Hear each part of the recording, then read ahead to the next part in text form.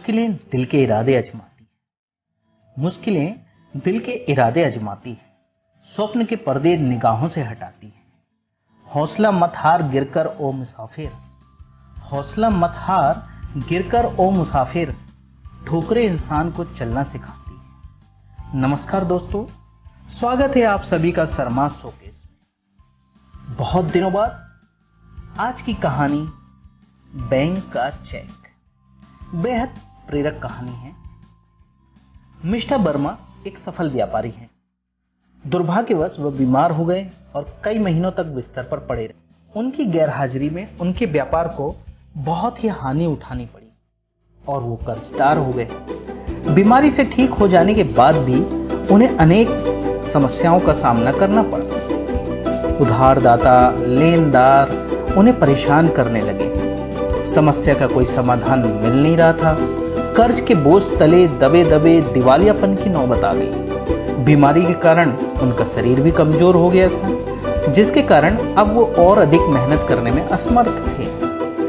उन्हें financial help की बहुत ज्यादा कमी सी लगी, पर वह तनाव से ग्रस्त रहने लगे। कहते हैं ना, जब कोई व्यक्ति तनाव में जीता है तो वो अपना मानसिक संतुलन खो बैठता है।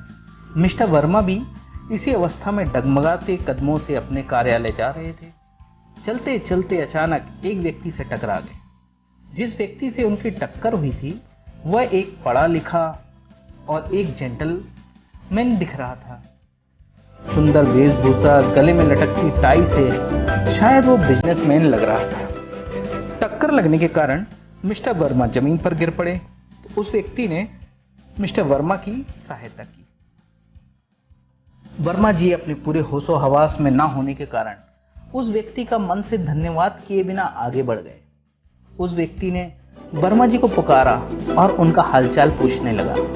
एक अनजान व्यक्ति द्वारा संवेदना दर्शाए जाने के बाद मिस्टर वर्मा सेंटिमेंट हो गया। भावुक होकर वर्मा जी ने अपनी सारी व्यथा कथा उस अनजान व्यक्ति को सुना दी।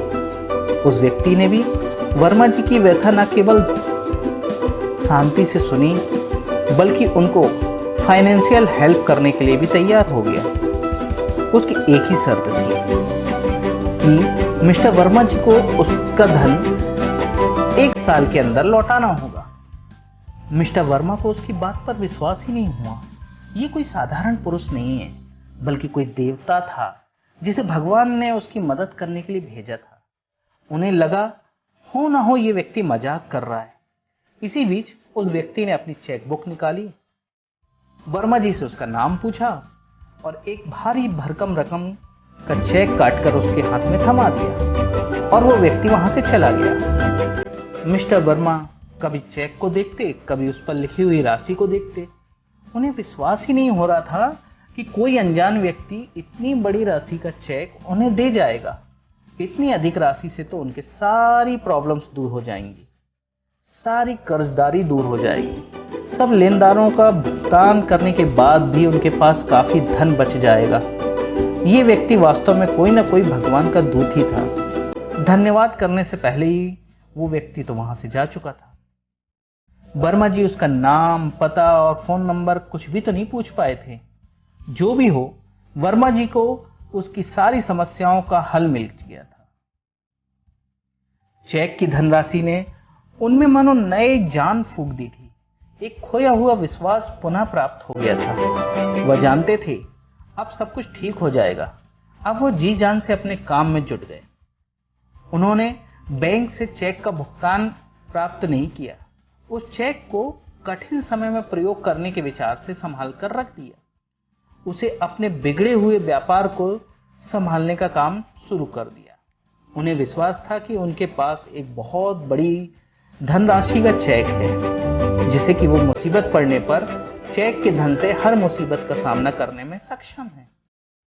वो एक कुशल व्यापारी तो थे ही। उन्होंने फिर से नए कॉन्टैक्ट्स स्थापित किए, लेनदारों को समय से भुगतान करने का आश्वासन दिया, नए ठेकेदारों के अनुबंध किए और अपने व्यापार को आगे बढ़ाने में सफल होने लगे। कुछ ही महीनों की कठिन मेहनत के पश्चात उन्होंने अपनी हानि को लाभ में परिवर्तित कर दिया। ऐसा करने के दौरान उन्होंने उस चेक की राशि का उपयोग नहीं किया। चेक अभी तक उन्होंने संभाल कर रखा हुआ था। अब तो उनके बिजनेस से इतना प्रॉफिट होने लगा था कि उसे उस चेक की राशि की आवश्यकता ही नहीं पड़ी। उन्होंने सोचा, क्यों न चेक उस व्यक्ति को वापस लौटा दूं जिसने मुसीबत के समय मुझे ये चेक दिया था। ये विचार आते ही उसने उस व्यक्ति की तलाश प्रारंभ कर दी।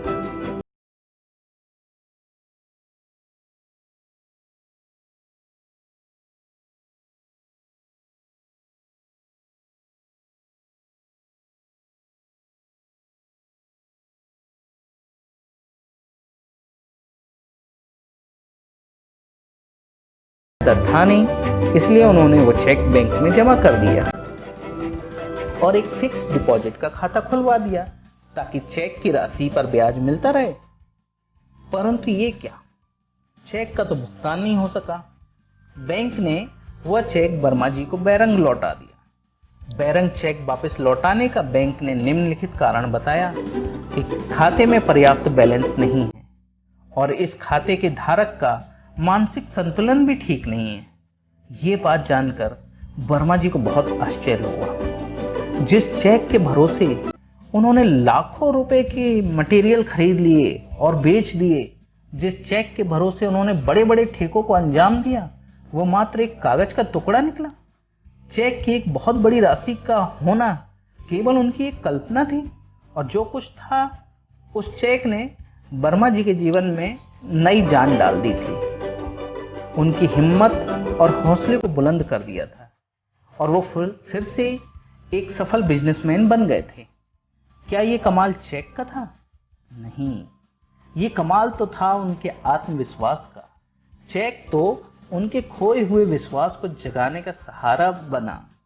भले ही ये काल्पनिक था, उनमें एक सफल बिजनेसमैन बनने के गुण तो पहले ही सही थे। प्रॉब्लम में घिरकर वो अपने उस गुण को कुछ समय के लिए भूल गए थे और अब वापस उन्होंने वो कॉन्फिडेंस वापस पा लिया।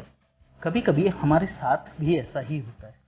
हम विपरीत परिस्थितियों में अपना आत्मविश्वास खो देते हैं। ये सच है कि हमारे गुण हमारे साथ हमेशा रहते हैं। आवश्यकता होती है अपने आत्मविश्वास और अपनी क्षमता पर भरोसा बनाए रखने की। हमारे गुणों को कोई भी बाहरी ताकत हमसे छीन नहीं सकती। ये सदैव हमारे पास ही रहते हैं। यदि मैं गायक हूं तो गाने की कला को मुझसे कोई छीन नहीं सकता। बुरे हालात मेरी इस कला को कुछ समय के लिए भुला सकते हैं, दबा सकते हैं, परंतु मुझसे छीन नहीं सकते। मैं जब चाहूं अपनी कला का प्रयोग कर सकता हूं। शहद प्राप्त करने के लिए हम मक्खियों का छत्ता तो तोड़ सकते हैं, परंतु मक्खी की शहद बनाने की कला उससे छीन नहीं सकते। अंत में एक बात हमेशा याद रखिए, जिंदगी में मुसीबतें चाय के कप में जमी मलाई की तरह हैं।